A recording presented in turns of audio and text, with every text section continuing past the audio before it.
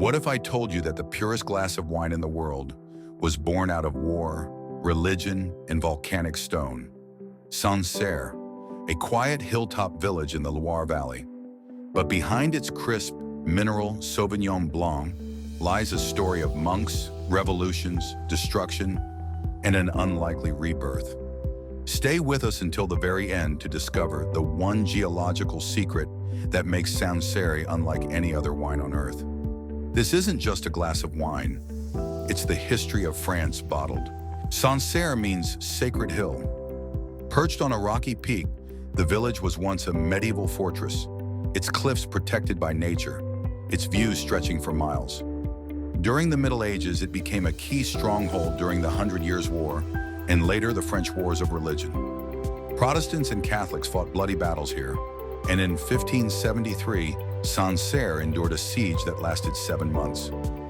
Locals held out with dried beans and salted goat cheese. But even in the darkest hours, vineyards clung to the hills. Because here, wine was more than survival, it was identity.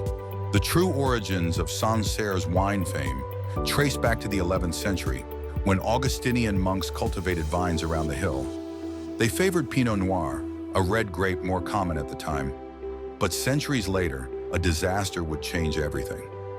In the late 1800s, the phylloxera plague, a root-eating insect, wiped out most of the vineyards in Sancerre.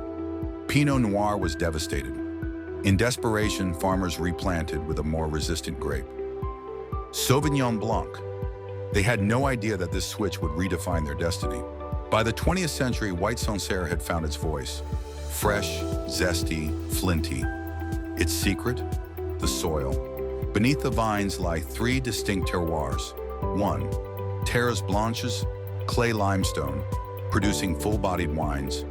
2. Caillots, pebbly chalk, light and aromatic. 3.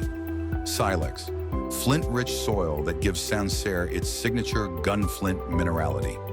And while Parisian cafes fell in love with it, Sancerre's real rise began during the Second World War.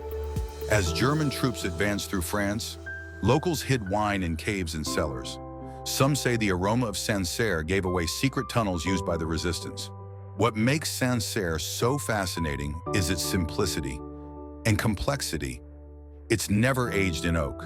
There's no heavy alcohol, no flashy branding, just precision, freshness, and purity. And yet, no 2 bottles taste the same.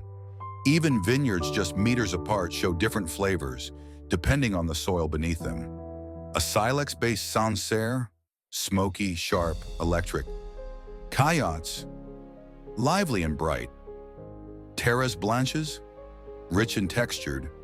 It's a wine that demands you pay attention because it refuses to shout. Across the river from Sancerre lies Pouilly-Fumé, another Sauvignon Blanc icon.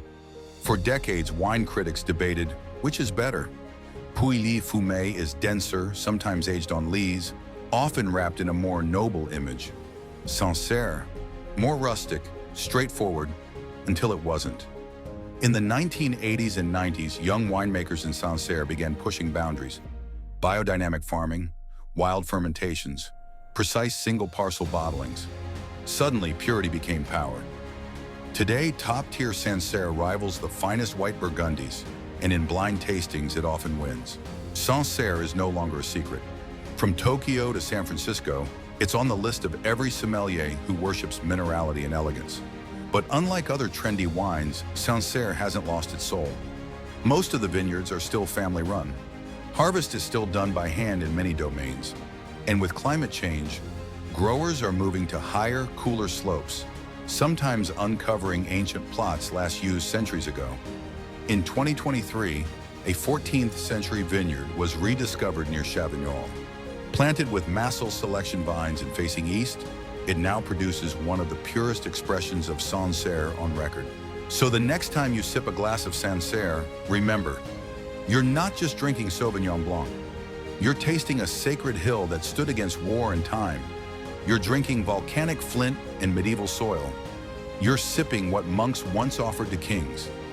You're sharing a story that began over 1,000 years ago. It's not just white wine, it's purity in a glass. Have you ever tried a Sancerre? Which soil type is your favorite? Flinty, chalky, or rich and creamy? Let us know in the comments, and don't forget to subscribe. More untold stories of wine history are just one sip away.